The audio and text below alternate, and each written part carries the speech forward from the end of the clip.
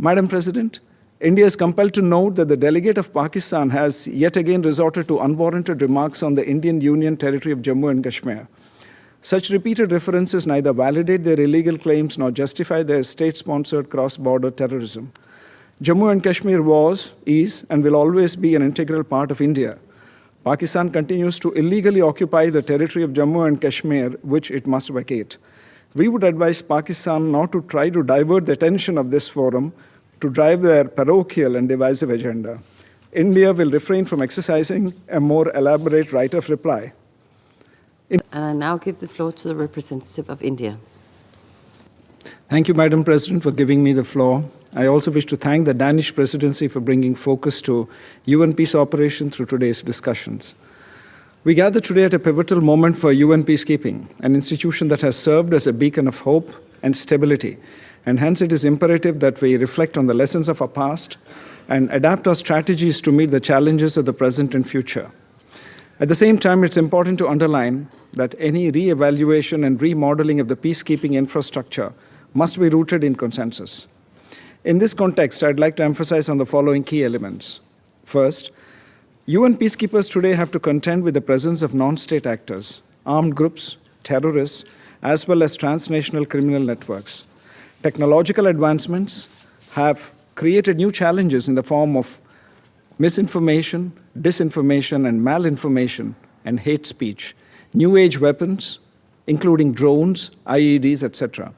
These are but a few new realities that peacekeepers are up against. Second, adapting peace operations to new realities cannot happen unless those on the ground, the troop and police contributing countries, are made part of the mandate formulation process at every stage. Third, countering modern challenges to peacekeeping demands that missions are adequately funded and resourced. Resources need to be commensurate with the mandate. The current state of uncertainty over funding and the mandate resource mismatch is neither sustainable nor comforting nor desirable, particularly for countries from the global south who contribute the lion's share of troops. Fourth, rationalization of peacekeeping missions is essential for the efficient allocation of resources. Redundant missions that continue on political life support without operational rationale only for propaganda purposes divert resources from urgently required peacekeeping missions and undermine the credibility of the UN.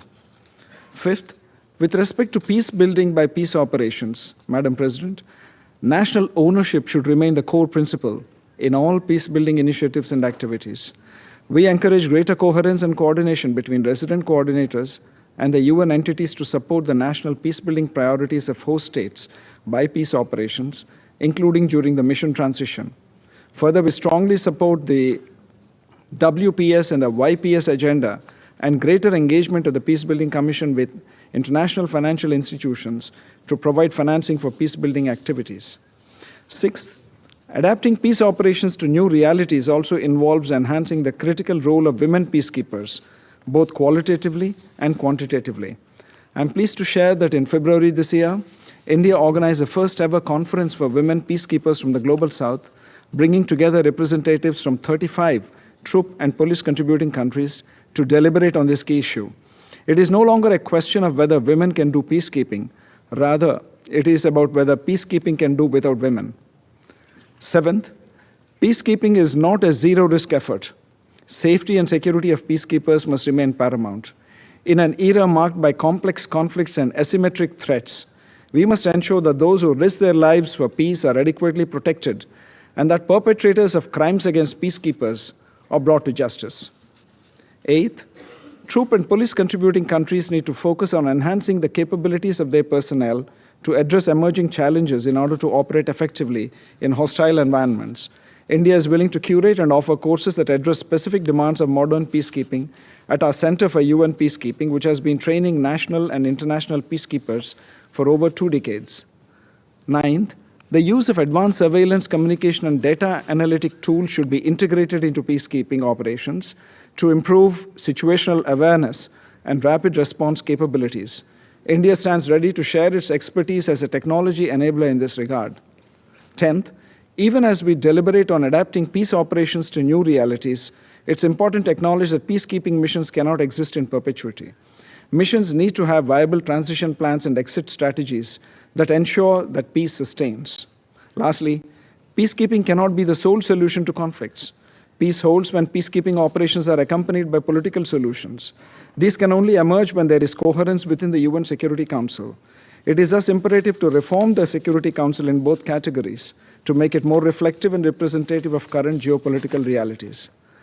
Madam President, India is compelled to note that the delegate of Pakistan has yet again resorted to unwarranted remarks on the Indian Union territory of Jammu and Kashmir.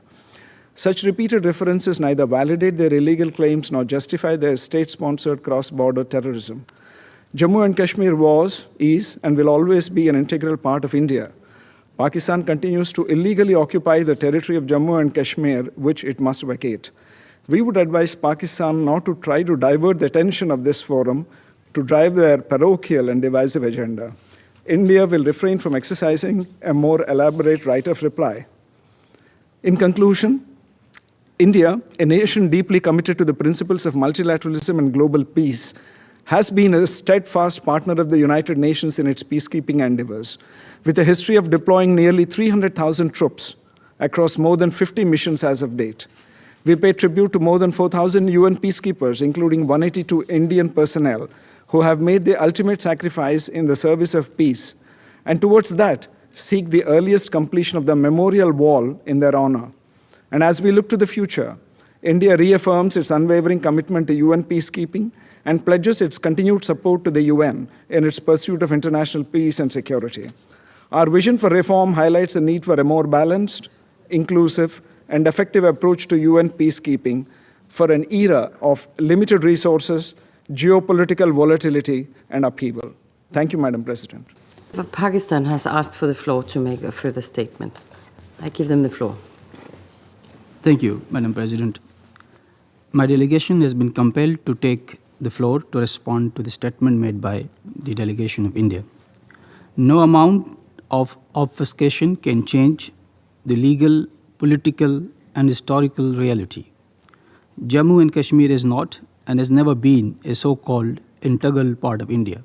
It is a disputed territory whose final disposition is to be decided by the people of Jammu and Kashmir through a UN-supervised plebiscite, as demanded by numerous resolutions of the Security Council. This disputed status of Jammu and Kashmir is acknowledged by the United Nations and the international community. Every official UN map depicts Jammu and Kashmir as disputed territory. India is under a legally binding obligation under Article 25 of the UN Charter to implement the resolutions of the Security Council and enable the people of Jammu and Kashmir to exercise their right to self-determination. India holds Kashmir by brute force with over 900,000 and troops and paramilitary troops in the occupied territory. India has killed over 100,000 innocent Kashmiris since 1989. It has imposed the densest occupation in history, with one Indian soldier for every 8 Kashmiri men, women, and child.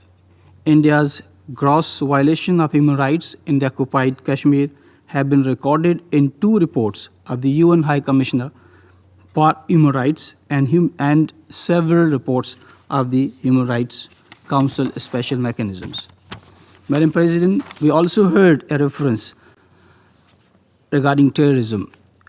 India raises the bogey of terrorism to divert attention from its violation of international law in occupied Jammu and Kashmir. It is most ironic that India, which is committing the worst form of state terrorism in occupied Jammu and Kashmir, is portraying itself as the victim. It is a familiar ploy of all occupiers and colonizers to paint legitimate struggle for freedom and liberation as terrorism. And instead of maligning others for terrorism, India should reflect on its own campaign of orchestrating targeted assassinations, subversions, and terrorism in foreign countries. It is India which supports and finances terrorism against Pakistan through Tehreek-e-Taliban Pakistan, TTP, Balochistan Liberation Army, BLA, and the Majid Brigade. Madam President, in conclusion, I would advise the delegation of India to consult the UN map and UN Security Council resolutions on Jammu and Kashmir before making baseless statements in this esteemed body. I thank you, Madam President. I thank the representative of Pakistan for the statement.